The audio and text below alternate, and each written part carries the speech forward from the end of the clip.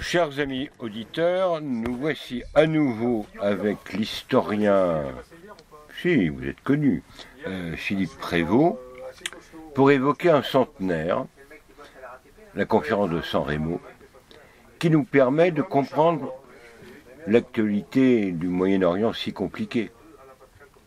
Oui. Pouvez-vous rappeler un peu les circonstances de cette conférence? Alors d'abord, il faut dire que le centenaire de la conférence de San Remo aurait dû être célébré au mois d'avril, vers le 20 avril, mais évidemment, le coronavirus a tout empêché. Bon. Alors, reportons-nous un peu dans le passé, et d'abord, rappelons que lorsque la guerre de 14 éclate, la Turquie évite de prendre parti. Mais en octobre, pensant malgré tout que la France va être battue, la France et l'Angleterre, elle prend le parti des empires centraux, c'est-à-dire de l'Allemagne et de l'Autriche. Bien mal lui en prend, comme vous le savez, parce que la Turquie de l'époque, il faut vous le rappeler, c'était pas seulement la petite Turquie d'Europe avec l'Anatolie, mais ça allait jusqu'à la mer Rouge, ça comprenait l'Arabie Saoudite, les Émirats, et puis ce qui est intermédiaire, c'est-à-dire toute la Palestine, la Jordanie, l'Irak, la Syrie et tout. C'est un véritable empire. Alors c'était tout ça. Dès que la Turquie entre en guerre, bien sûr, la France et l'Angleterre se partagent, au moins sur le papier, les dépouilles de celui de la Turquie, pensant que la Turquie allait être battue très rapidement, ce qui n'est pas le cas. Bon, la Turquie se défend bien, et finalement, en 1916, on aboutit aux accords, ce qu'on appelle aux accords Saïd-Picot. Je ne détaillerai pas ces accords, si nous sommes en train d'aller trop loin, mais il y a un passage très important qui concerne les lieux saints. La Palestine, en effet, à la suite de différends entre la France et l'Angleterre, est internationalisée, c'est-à-dire qu'en fait, ça doit être la France et l'Angleterre qui se partagent le mandat sur la Palestine. Se partageront, parce qu'en 1916, les Turcs occupent toujours la Palestine. Et l'encre de cet accord est à peine signé que l'Angleterre s'en mord les doigts, et elle voudrait récupérer, évidemment, cette partie essentielle. Et voilà que ça tombe particulièrement bien, parce que les Juifs, eux aussi, veulent fonder leur futur État en Palestine. Vous savez que l'Angleterre a de très grosses difficultés financières, comme la France, bien sûr, et la Russie. Et à ce moment-là, Lord Balfour, au début printemps 1917, va faire la quête, si j'ose dire, aux États-Unis. Car la livre anglaise est menacée. Mais bien sûr, quand on a un mendiant en face de soi, avant de lui donner de l'argent, on lui demande une contrepartie. Et quelle est la contrepartie demandée, puisque les Juifs sont très puissants aux États-Unis, déjà à l'époque, c'est évidemment plus ou moins la fondation d'un foyer national juif en Palestine. Ce qui explique, en bonne partie, la fameuse déclaration Balfour, qui a été décidée, qui est publiée le 2 novembre 1917. Dans cette déclaration, que je n'analyserai pas parce que ça nous entraînerait trop loin, mais je rappellerai quand même un ou deux points. Le premier point, c'est que l'Angleterre fait cette déclaration sans même en prévenir la France, alors que la France est, si j'ose dire, co-mandataire ou devrait être co-mandataire demain. Et elle qualifie les Juifs de peuple, alors que les autres sont considérés comme les populations non juives de Palestine. Et c'est ces populations non juives, aux Juifs, il promet un foyer national, ce qui ne veut pas dire grand-chose. Mais le foyer national, c'est un mot qui déguise un État. Et d'autre part, pour les non-juifs, on leur garantit seulement les droits civils et religieux. Bien. La guerre se termine. Et le 1er décembre 1918, Clémenceau se retrouve à Londres avec Foch. Et à un moment donné, il va dans une pièce de l'ambassade de France avec Lloyd George, Premier ministre anglais. Et là, il y a une conversation entre les deux hommes. Et Clémenceau commence. « Alors, que voulez-vous » L'adresse à Lloyd George lui dit « Je veux je veux la zone nord de l'Irak actuel. C'est-à-dire, je voudrais bien sûr les pétroles de Mossoul. Bon. Vous les aurez, dit Clémenceau, comme ça, sans rien. Et quoi encore? Je veux la Palestine. Vous l'aurez aussi. Et c'est ainsi que Clémenceau donne, si j'ose dire, sans aucun mandat, c'est ça la démocratie, hein, sans rien demander, il donne l'essentiel de ce que nous avions, il le donne aux Anglais, sans contrepartie, sans aucune contrepartie. Alors, vous savez qu'après la guerre, Clémenceau est remplacé d'un côté par Mitterrand, et Balfour, secrétaire d'État au Foreign Office, cède la place à Lord Curzon. Une conférence se tient à Londres en février 1920 pour préciser les choses. La France reconnaît que l'Angleterre doit avoir le mandat sur la Palestine. Mais elle demande, en contrepartie, d'avoir un droit de regard sur les lieux saints dont elle était jusqu'ici protectrice. Lloyd George recommence par refuser en disant, mais écoutez, il ne peut pas y avoir un empire à l'intérieur d'un empire. Hein, nous voulons être les seuls là-bas. Donc les choses commencent assez mal. Puis la conférence de San Remo se réunit en avril, à partir du 20 avril 1920. Et le 24 avril, voilà que la conférence aborde la question palestinienne. La conférence a d'autres questions, mais enfin, c'est la question palestinienne qui nous intéresse. Et il y a deux problèmes qui sont à l'ordre du jour. Parce qu'il y a deux motions qui sont contradictoires, ou plus ou moins différentes. D'abord, il y a la motion anglaise qui dit que la Palestine doit être confiée à l'Angleterre, qui agira tout en préservant les droits civils et religieux des populations non juives. Puis il y a une deuxième motion, celle de la France, qui précise que l'Angleterre recevra bien sûr le mandat, mais qu'elle doit préserver les droits politiques, civils et religieux. Et le mot politique est évidemment fondamental. Et les Anglais ne sont pas du tout d'accord. Il y a une discussion qui s'éternise pendant 2 heures à peu près, et finalement, les Anglais obtiennent gain de cause, en disant, à l'intérieur des droits civils, nous, Anglais, nous considérons qu'il y a des droits politiques. On inclut ça dans le paquet. Oui, on met ça dans le paquet. Et ce qui expliquera, quand les Anglais vont se retirer de Palestine, qu'ils vont se retirer en laissant le chaos. Exactement. À cause de cette ambiguïté. Alors, pourquoi? Parce qu'il faut vous dire que Lord Curzon, qui traite tout ça, était surveillé de très près par Weizmann, le chef sioniste anglais, et par Sokolov, qui était venu aussi à San Remo, et qui était descendu en horizontale et qui surveillait de près ce que faisaient les Anglais. Pourquoi les Juifs exigent-ils ça? Alors qu'en Europe, les Juifs exigent d'avoir des droits politiques comme tout le monde dans les nouveaux pays d'Europe centrale. Mais là, les Juifs exigent de n'avoir aucun droit politique. Et pourquoi donc? À condition que les Arabes n'en aient pas non plus. Parce qu'à l'époque, les Palestiniens représentent 600 000 ou 660 000, alors que les Juifs ne sont que 60 000. Or, on n'est plus à l'époque bénie, vous savez, du fameux décret Crémieux, où on pouvait ne pas donner les droits politiques aux Arabes, aux Algériens arabes, mais par contre les donner aux Juifs. Ça, c'est plus possible.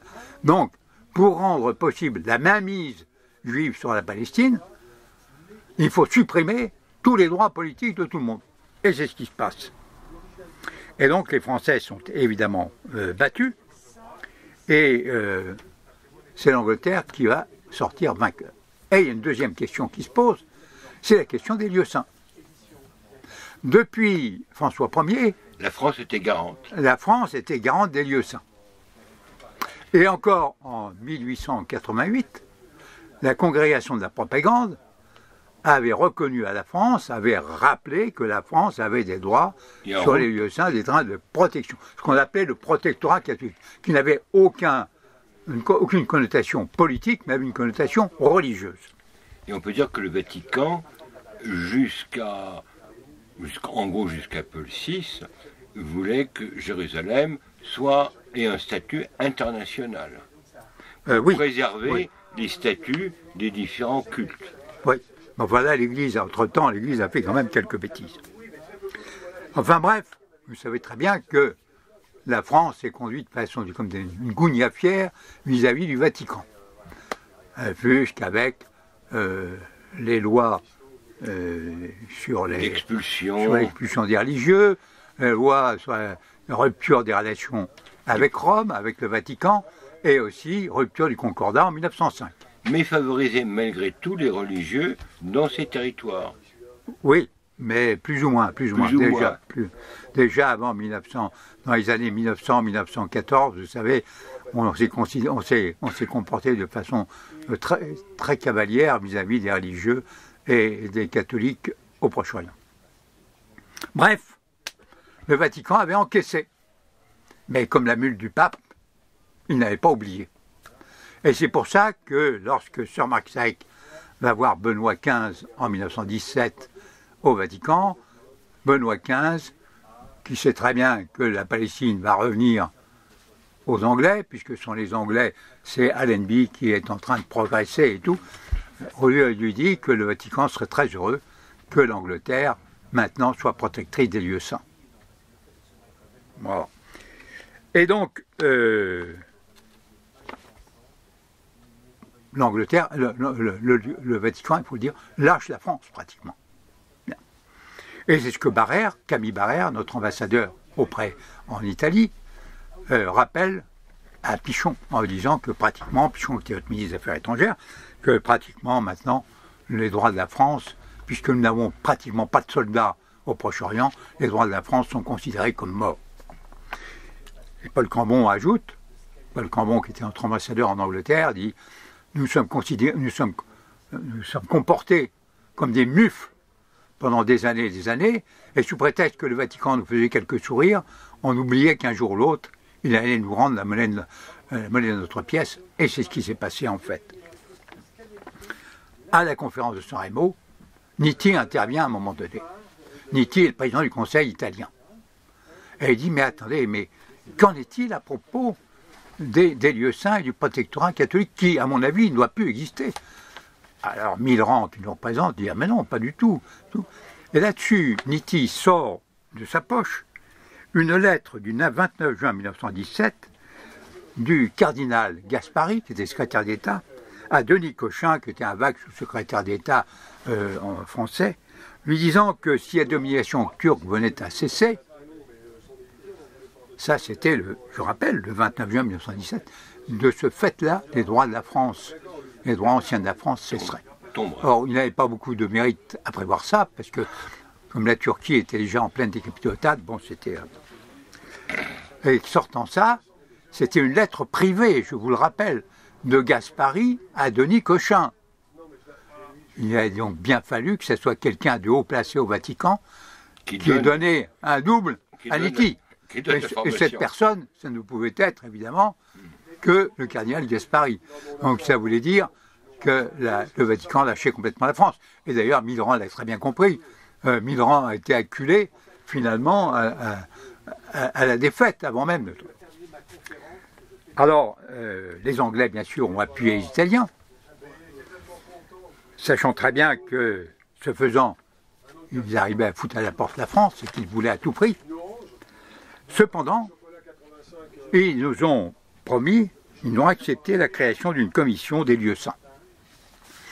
Mais quand cette commission a été faite, cette commission devait être présidée par un Français. Les Anglais voulaient une commission provisoire, les Français une commission permanente. Mais peu importe, de toute façon la commission n'a jamais vu le jour, parce que quand les Français ont fait une proposition, le Vatican l'a refusée, les Anglais ont fait une deuxième proposition que le Vatican a refusée. Aussi. Alors qu'est-ce qui s'est passé? Parce que le Vatican disait, de toute façon les Anglais vont être incapables de gérer l'affaire, et c'est nous qui allons en fait être les arbitres. Sans quoi ils ont très mal manœuvré. Mais quand les Anglais ont vu ça, ils ont dit, bah, écoutez, c'est très simple. Nous, on est d'accord pour accepter une commission, mais à condition que vous mettiez d'accord entre vous les pays catholiques. Ils savaient très bien que les pays catholiques ne seraient jamais d'accord entre eux. Entre les Italiens, les Français et les Espagnols, ça n'irait jamais. Hein. Donc c'était les promesses de Gascon. Et c'est ce qui s'est passé. Le 2 septembre 1924, les Anglais de Guerdas ont annoncé que tous les problèmes concernant les lieux saints seraient transférés et jugés au Haut Commissariat. Et en conclusion, on peut donc dire que les mufleries multiples de la France et les erreurs politiques du Vatican ont fait sorte que ce sont les Anglais qui sont devenus les arbitres, et maintenant ce sont les Israéliens, puisque ceux qui sont les héritiers des droits des Anglais, ce sont les Israéliens. Et on a vu ce que ça a donné lorsque l'église de la Nativité a brûlé en 2002. Il n'y avait personne pour la défendre. Voilà le résultat de cette brillante politique. Ce qui explique aussi, disons, la complexité des problèmes d'aujourd'hui. Oui, bien sûr. Bien sûr, bien sûr. Mais ce qu'il y a surtout, c'est que les catholiques n'ont plus personne pour les défendre. Car si, autrefois, pourquoi est-ce que le Vatican acceptait que la France soit protectrice des lieux saints? Tout simplement parce que le Vatican n'a pas d'armée. Comme disait Staline, le pape, combien de divisions? Il n'a pas de division.